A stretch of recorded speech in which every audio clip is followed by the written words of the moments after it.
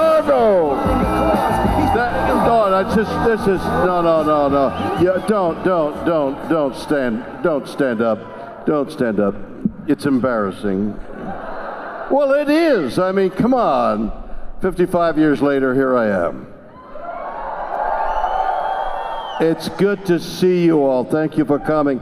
I don't want to sit way up there. I want to sit down here. And I don't know why we have this large space. I guess enough space between us so if anybody comes running up to attack, there's enough room to react. So the last time I was in Chicago, it was a couple of years ago. A guy came up for a autograph, and he said, "We'd like to build you a motorcycle." Okay.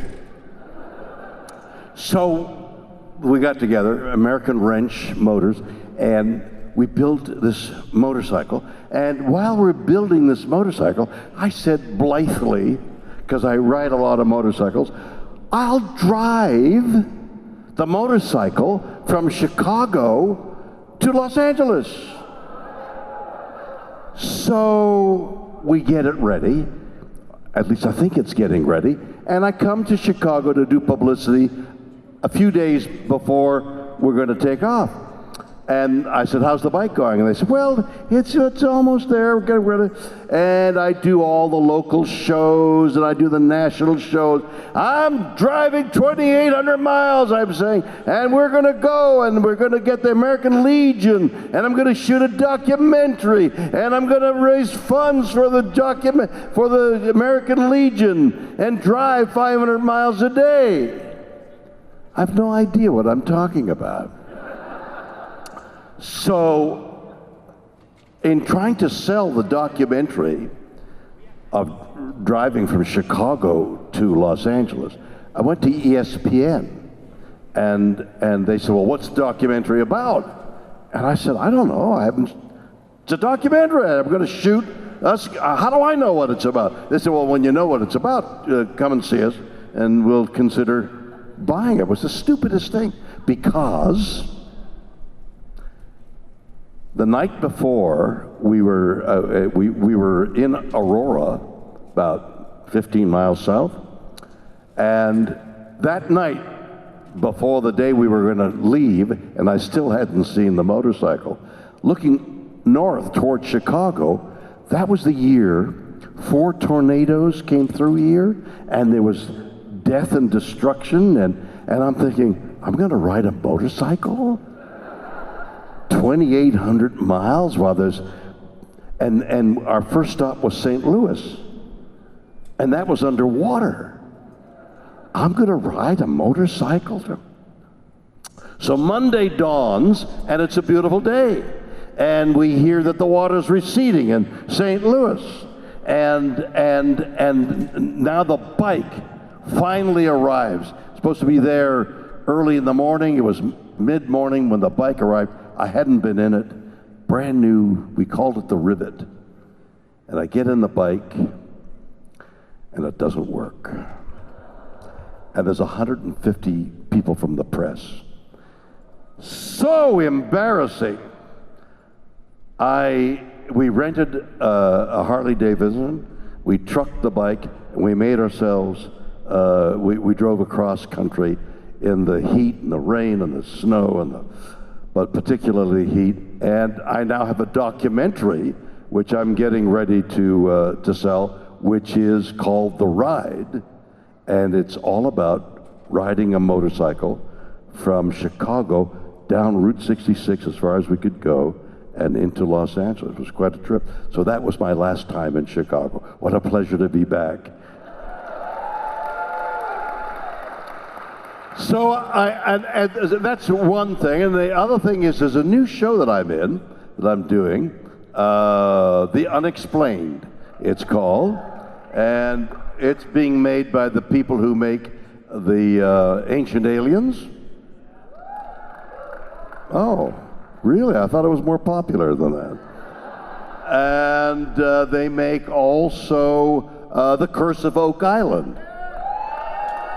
Oh, good. So that's what I'm doing there. Then I'm leaving Chicago today, and I'm going to go in a couple of days. Go to Glasgow and start a tour in which they play on the big screen The Wrath of Khan, and then I come out for an hour afterwards and make a fool of myself. No, so I'm going all through Europe, and the tension is what's going to happen with coronavirus. Like, are you guys all here like you're looking suspiciously at the person around you? If you cough, we choke you. Yeah. A sneeze and you're dead. But imagine if you're on an airplane. Imagine if you're on an airplane. Imagine if I'm on the airplane. I'm not even going to say imagine. I'm on the airplane. I'm going from here to London. And the plane takes off and the person behind me goes, ah! And you can just feel the droplets of air. Coronavirus. So, what I'll do now is question and answers, right? Questions? Who's got questions? I know you have a question, but you need a microphone. Where's the microphone? There's the microphone. Very good. Hello. We're starting off. Can't stand in the room. Go ahead. Just wondering, do you stand up? Let everybody take a look at you and your beautiful. Oh, is that a groan? Yeah. That was a groan. And oh, getting I'm closer to your age. Man, I know how that feels. What's causing the groan? Life in general. Where do you hurt? The knees. The knees and the shoulders. Well, have you tried marijuana? I work for a school. Well, I'm not saying puff away at it, but they've got the oils and stuff that really works. No, I was just wondering. Wait, hold it closer to your mouth. I was wondering. Now you've got the disease, okay. Right? Yes. What have you tried any of those oils? The cannabis things? No, I work for a school district. They really frown on that. What? Yeah. I'm telling you, it's a miracle. Oh, okay. No, it is. The oils just take away the pain. Okay. Why don't you try it? Actually, I have a relative that grows it. What? I actually have a relative that is in the CBC, whatever that oil crap is. He makes it. He has a hemp farm. A hemp farm. Yeah. I can't tell you where. No. No. The feds will come and close it down. Yeah. Oh. No, the potheads will come and close it down. So your knees hurt? The what? The potheads. You lost me there. They will come, and then it will be gone. I see. Yeah. Now, what was your question? I was just wondering. Am I insane? Yeah. No. Insane. You might remember Splat Attack. Splat Attack. Do you still have your gun? Oh, my Lord. And have you used it since then? No. Yes, and yes. Because I was there. Were you there? I played right next to you, shoulder to shoulder. For God's sake. You were the Kirk you wanted to be. I've never told that story. I've got to tell you the story. What? The giant head story. Oh, yeah. You okay? Yeah. So, in Joliet, near Joliet. No, you don't wow for Joliet.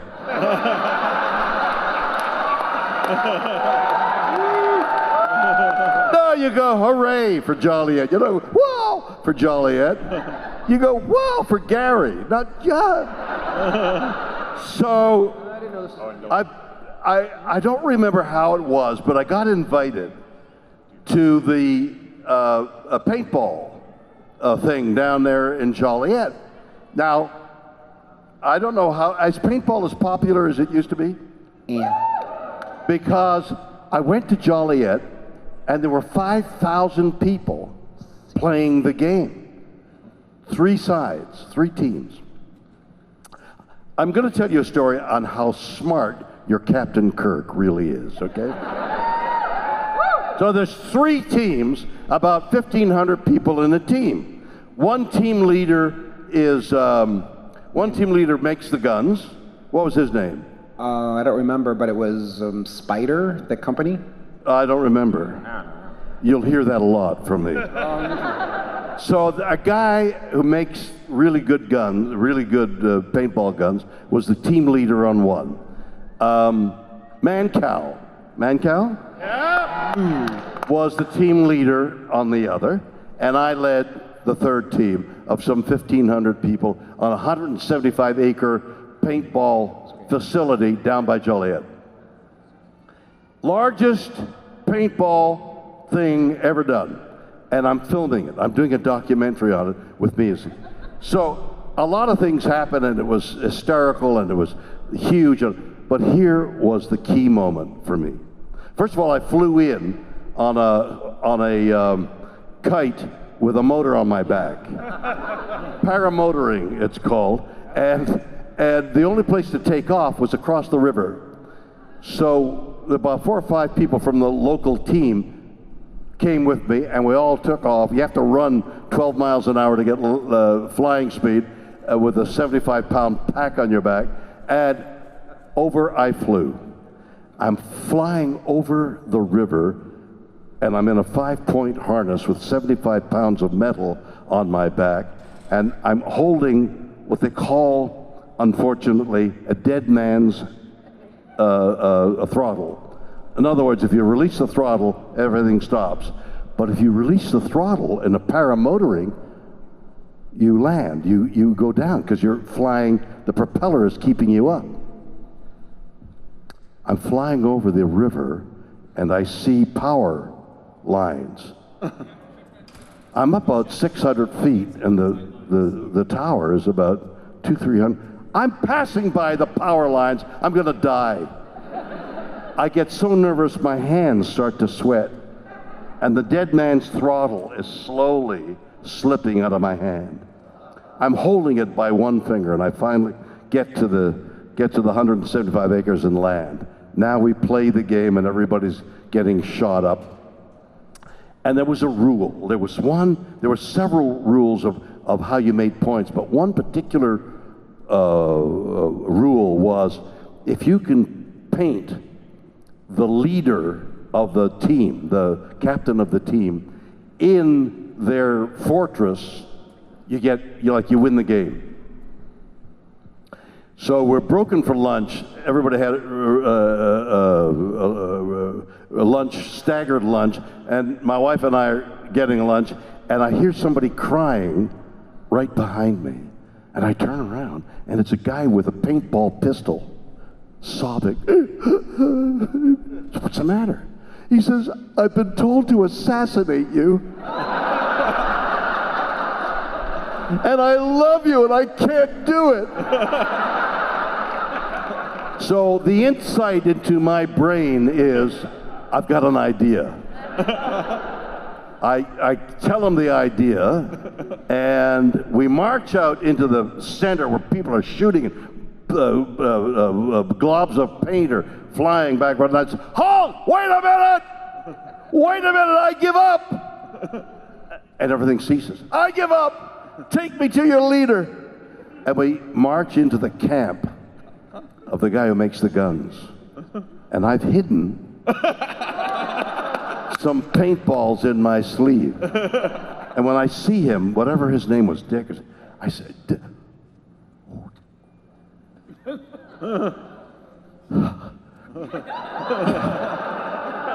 I can't. And Dick was like, Bill, are you okay? And I slap him with the paintball. Then I whirl around in the best Captain Kirk tradition and grab the guy with the pistol and hold the pistol on him, because he's been told that if he can assassinate me, they'll give him a gun. And I said, boom, and I fired, and he had to fall down. He was dead. And I marched. I won the game by subterfuge.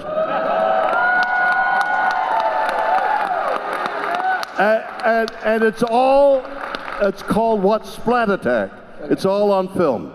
It's called Splat Attack. And you impressed everyone wait a minute, else. you're done. I've answered your question. Okay. No, I was just going to tell him how you impressed everyone that you were actually out in the field playing while Well, I was there to play paintball. What was I going to do? Well, the other two captains hid. No. Play paintball. It was great. It was great fun. I'm so glad you were there. Do it again? Would you give the microphone to somebody else?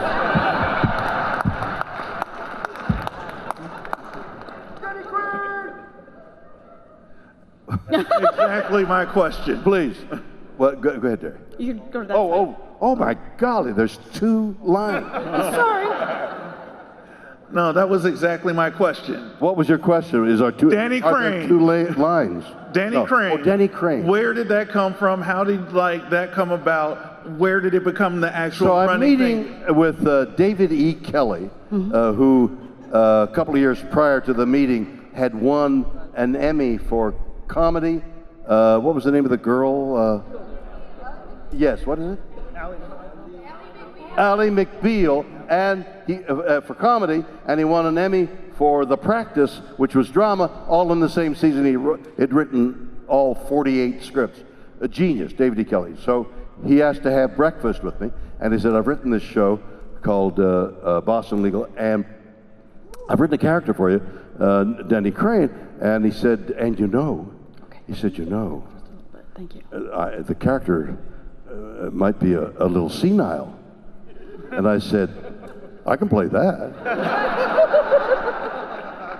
And that's how it began. David Kelly had written a role for me. And then this thing began, and it went on for 5 years. It was terrific. I had the best time. with I was asking James about Spader. So what's your question? the gag of Danny Crane walking into a room, never asking anyone else's name, but announcing that he was Danny Crane to make sure that everybody else believed that they were in the room with Danny Crane. That's right. What's your question? No, I was just wondering how that gag got stretched out, because I remember one time you saved the office from an assassin that had come to just murder everybody, and you're like, oh, don't worry, in the Navy I was a sniper or an Air Force pilot. Are you going to tell us a whole episode of a show that's been canceled for 5 years? Little boring.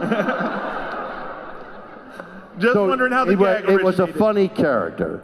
It was a terrific. It was terrific writing. I really appreciated it. Won an award for it. Seriously, do you have a question, or you just? I was wondering where the gag came from. Came from David Kelly's imagination. My darling, you're on.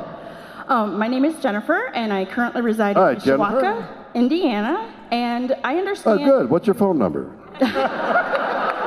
I mean, telling everything else. Well, we're supposed to. I'd rather know your social security number. So I was trying to remember mine the other day. Do people forget their social security number? Eh? Your wife will know it. Well, what do you do when you forget it? You ask your wife. He's occupied. So that's a booting a joke. Okay. I understand that you suffer from tinnitus. Say again. You suffer from tinnitus. I suffer from tinnitus. I do. And that you found an app that helps gives you relief. Could you talk about that a little bit? Well, also, a lot of people in the military, musicians a lot, sound engineers, people have been exposed to trauma in sound, or drugs, aspirin, antibiotics, or just old age. Inside our ear, there are little hairs called cilia, and traumatized, the cilia die, and the thing is called so the same way we're born and our vision is upside down and the brain makes it right side up, the same way the brain, when you're born and your cilia are healthy, it has what's termed a code of silence. And so what you're hearing is silence. But should the little cilia be damaged by an explosion, which was what happened to me on a set, the code of silence is broken and the brain hears noise all the time, and it can increase. A lot of people have it who are subject to loud sounds. So the problem is there's no cure. So you hear a sound, and everybody's first reaction is, oh my God, I can't live like this. Now, I spent quite a period of time thinking I'll never sleep, because it came on all of a sudden, like at a certain age, it came on, and I thought, I'll never sleep. How do I memorize lines? How do I talk to people with this buzz in my ears? And it gradually got worse. Went to a doctor who was well known for it, and he gave me white noise things to wear, so that the noise of the white sound really was louder than the buzz in my head. So like the Chinese cure for a headache, which is bang your head against a wall, and the pain that you feel banging your head against the wall eliminates the headache. So the loud sound, so you didn't hear the internal sound. But what happens is you become acclimatized.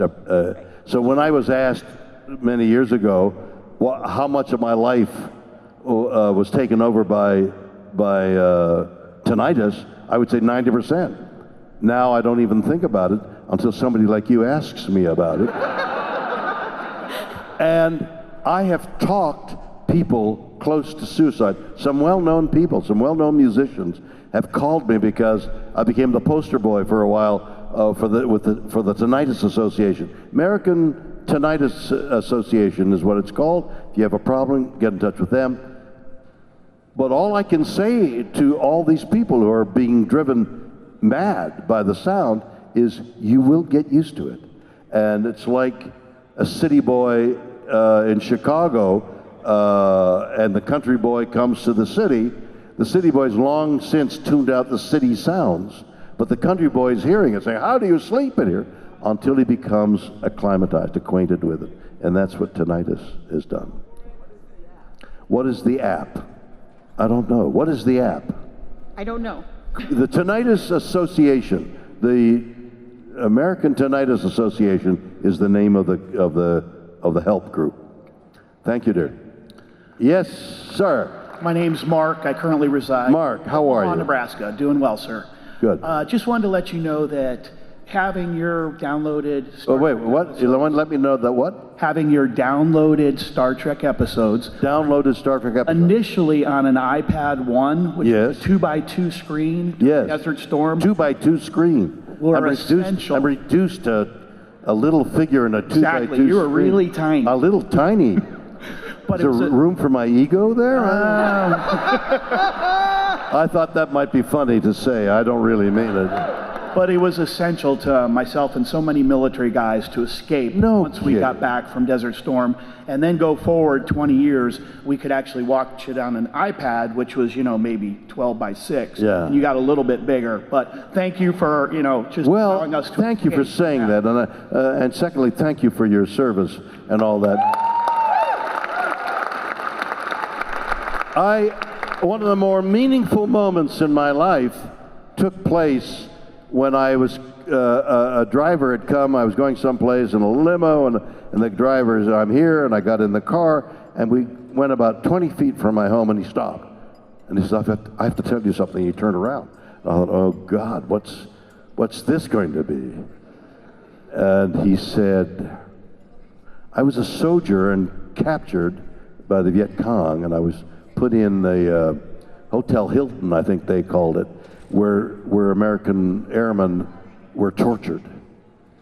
And he said, those things you heard of, McCain talked about, living in cages underwater, in water, up to here, and tortured and seeking, they wanted to die. The way the American airmen in that moment in time, he said, with himself there, the way they kept alive was playing the Star Trek game, in which everybody who knew the episodes, they'd take turns. They were Spock, they were Kirk, nobody wanted to be Sulu. I don't understand that.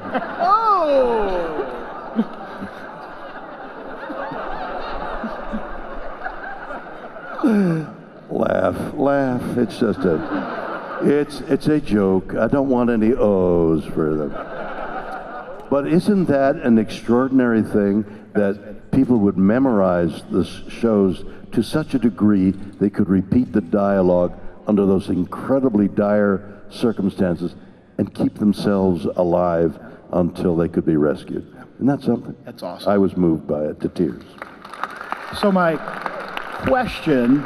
Oh, I thought that was your question.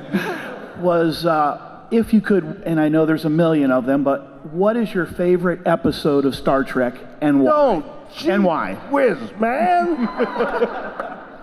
Everybody asks that question.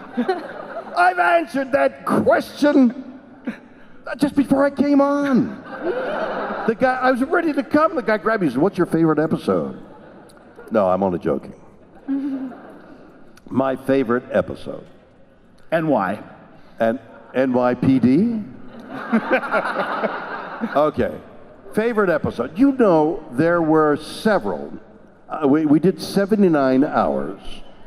And there were several, many more than is usual, that were really terrific concepts, story ideas.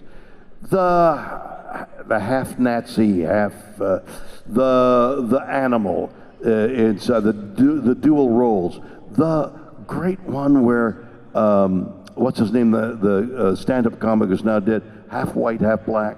Frank Gorshin. Frank Gorshin was extraordinary. But what an extraordinary idea of painting yourself, having a foreign, an alien half black and half white, and the other aliens half white, half black, and they hate each other because they're so the ridiculousness of racism because of the color of your skin is absurd. So a story like that, which involves hate and running and jumping and philosophy and the characters in combat, those were the best.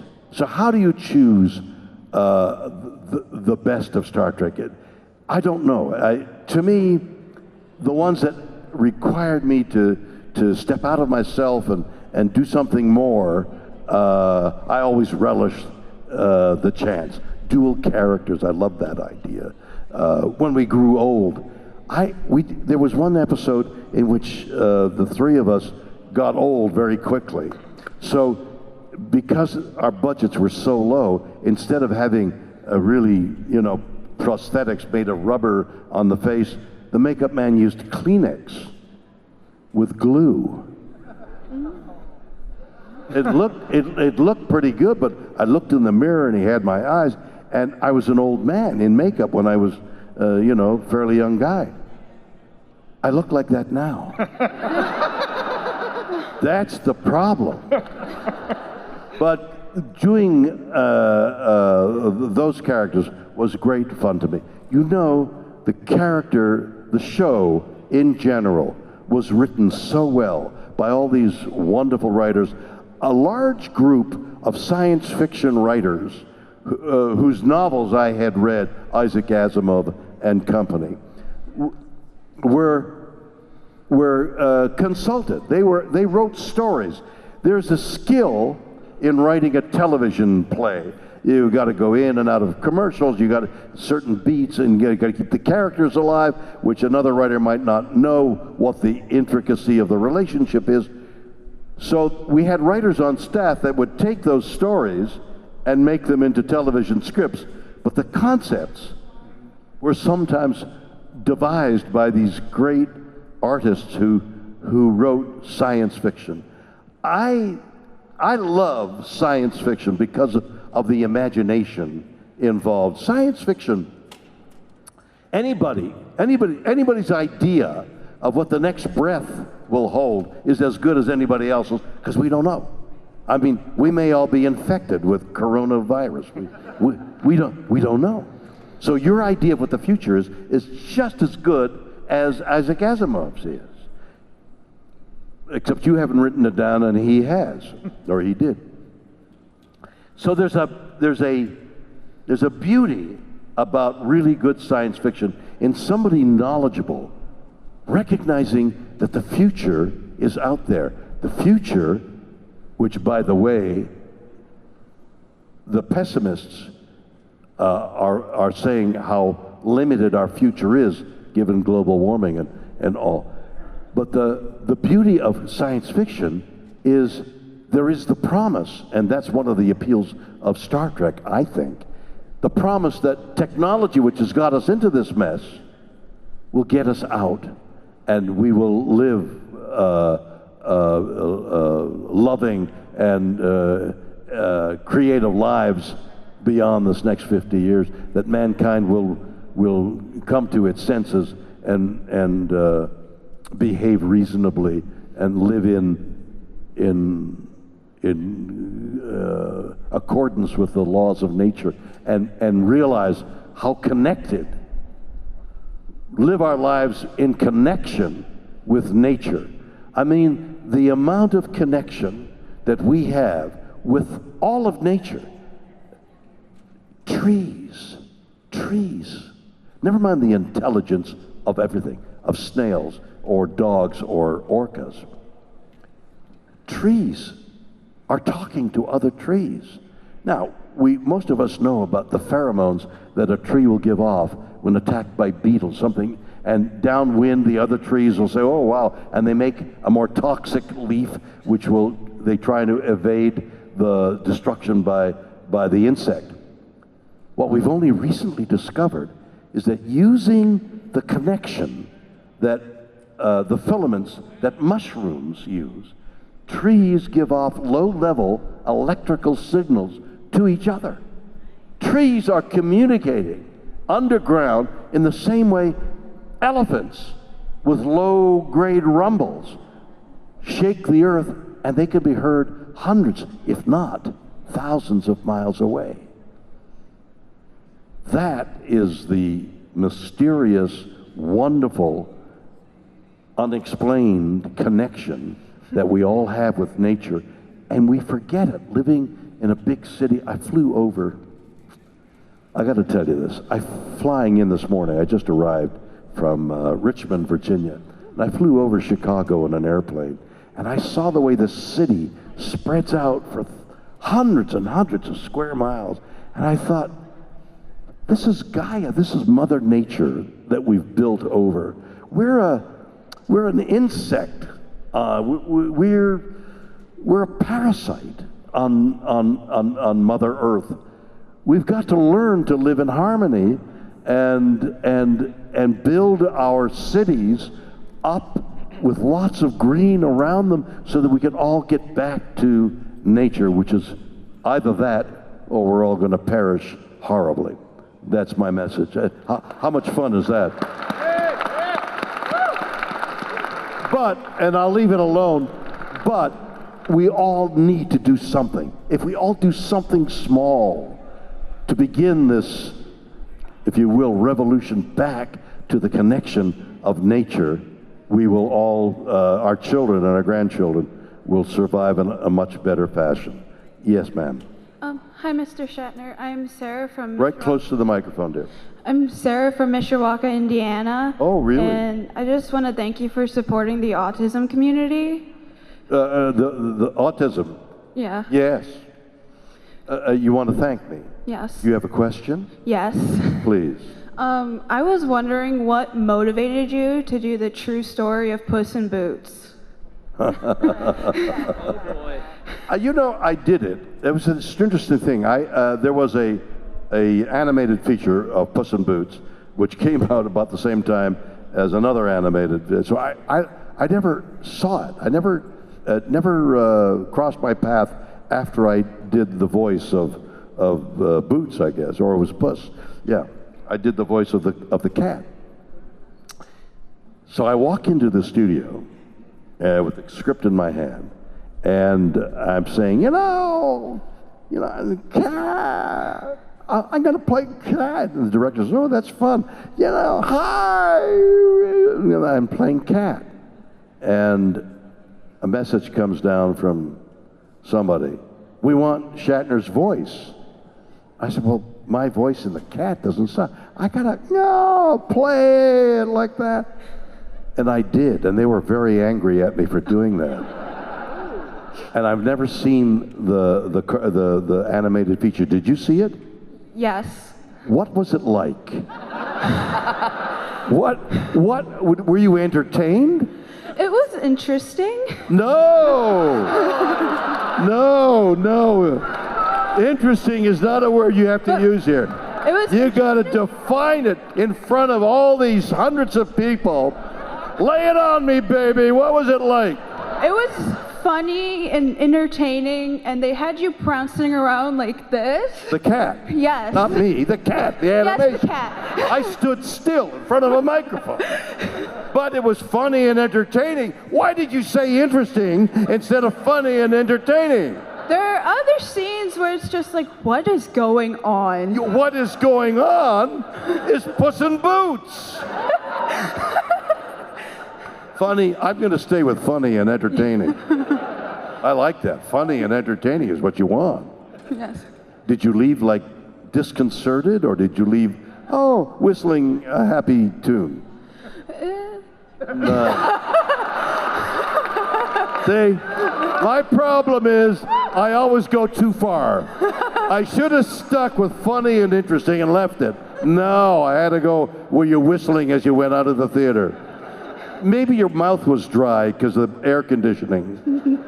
And you couldn't whistle. No, huh? Huh? It was more reflecting on the funny parts of it. Oh, good. We're back to funny. That's good. Thank you, dear. Thank you.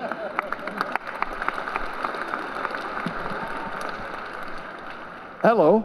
Hi, I'm Henry from Oak Park, Illinois, and I'd just like to ask, what was your favorite Star Trek movie to be involved in? Favorite. Well, I think the best Star Trek movie, by far, was Star Trek 5. Extraordinary movie full of live ideas and really and beautifully directed, I thought.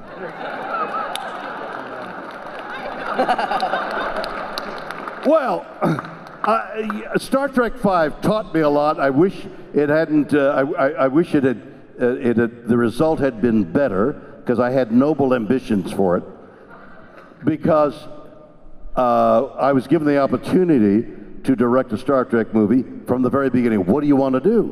What is your subject matter? And I said, okay, my subject matter will be Star Trek goes in search of God. Oh, what a great idea.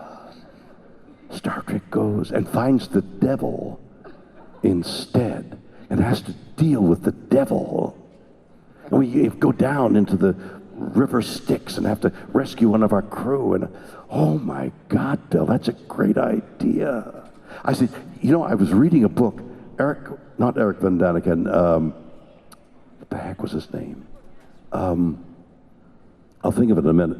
He wrote books about Japan and an American in Tokyo, Lustbader, Eric Van Lustbader. Eric Van Lustbader would write these novels that I loved some years ago with an American in Tokyo doing martial arts, but he felt out of place because he was out of place. And I thought, that's so much like Spock. And so when I had this idea, I said, I'm going to go talk to Eric Van Lustbader. So I go fly to New York, I meet Eric Van Lustbader. We walk up and down New York streets talking about, we go in God, we get to God, we thing, and he's got a whole idea. And I said, that's great. I fly back to Paramount. I said, I got this world-famous novelist who will do the story. They said, that's great, Bill, it's fantastic.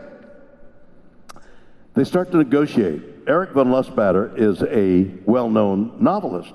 He wanted to keep his book. Star Trek is a property of Paramount Studios. They wanted to keep the book.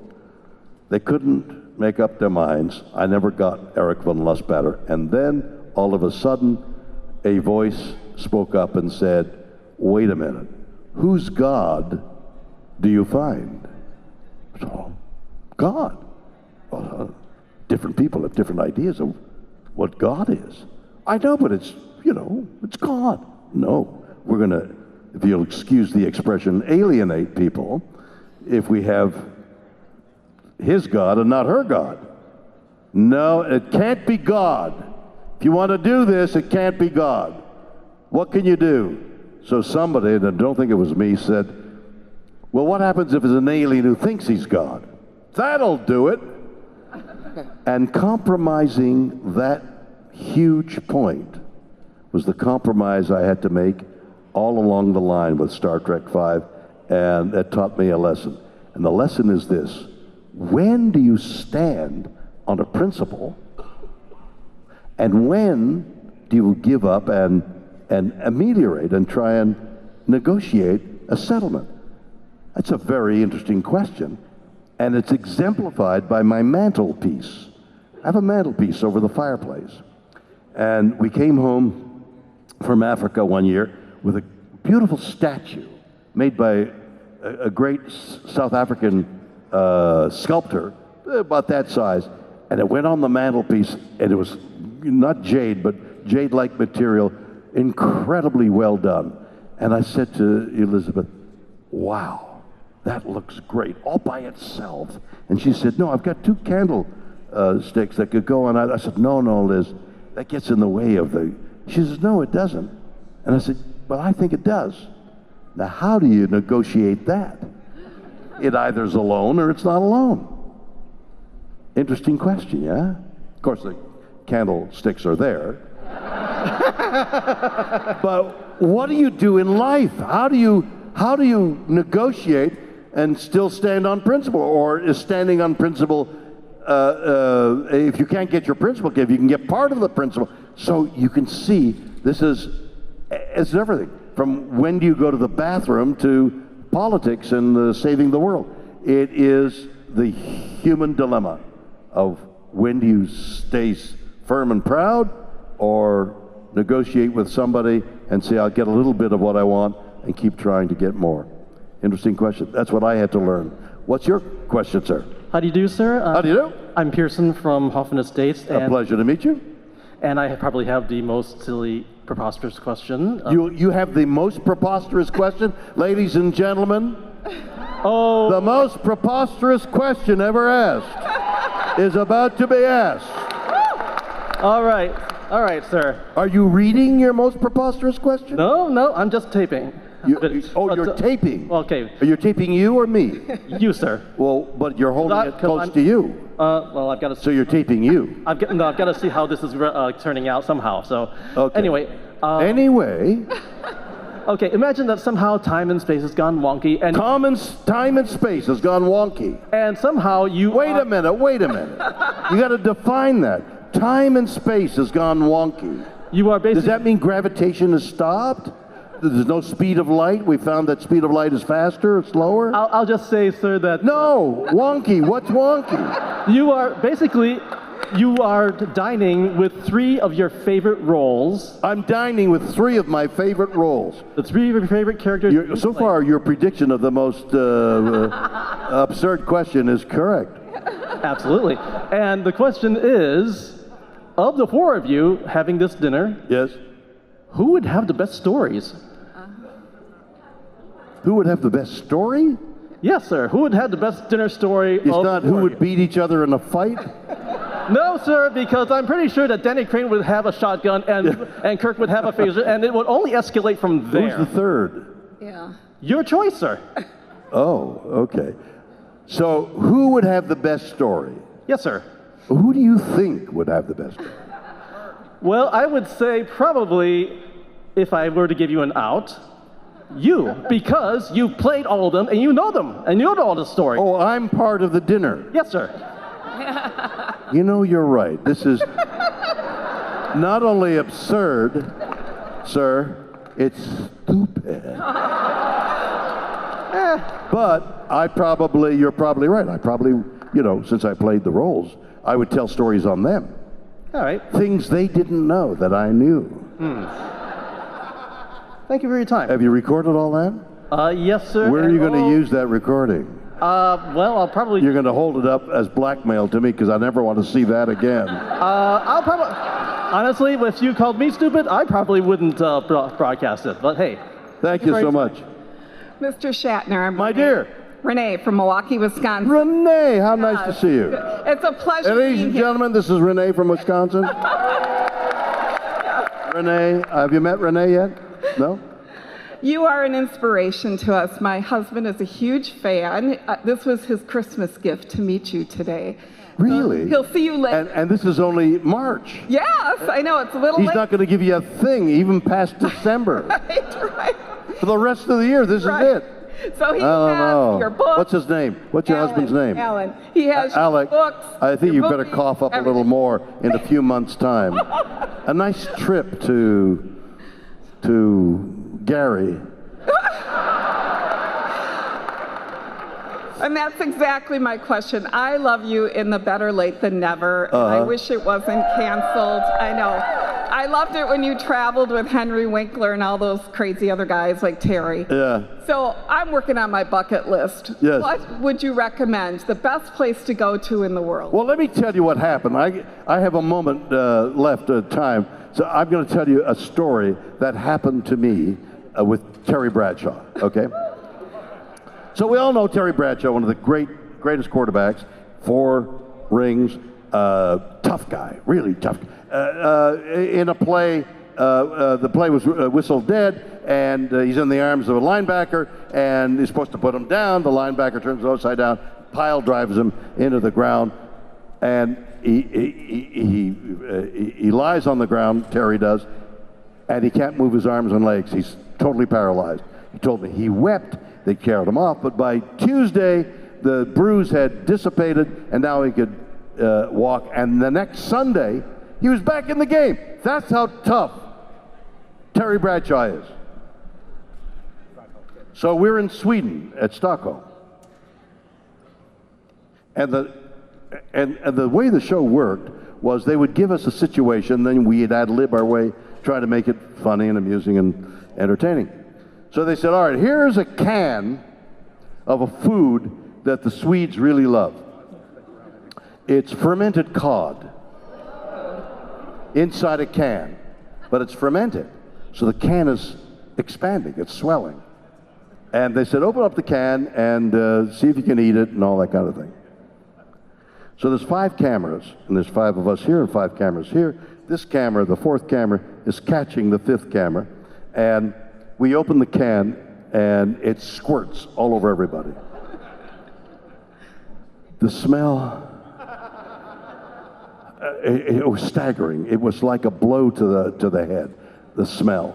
So much so that this camera caught this cameraman on the edge of the frame, and what you saw, and it's in the show, he goes, and he projectile vomits over it. That's how bad it smelled. I'm looking at Bradshaw here, and I'm looking at Bradshaw, and I pop this thing in my mouth, the fermented cod, which tastes like, you know, the bad smelling cheese, which doesn't taste bad. And I pop it in my mouth, and I'm looking at it, and he knows what I'm going to do. I take a piece of fermented cod, and I stand up, I start to approach him. He screams like a child, and he runs off, and I run after him, okay? He cuts to the left, comes out of his shoes, falls to the ground. I jump on him, and I bathe his pate in. And ever since then, he has said, the worst thing that ever happened to him, this tough guy with 4 rings, pile drive, the worst thing that has ever happened to him was being run down by Shatner. Thank you, everybody. A pleasure to have been with you.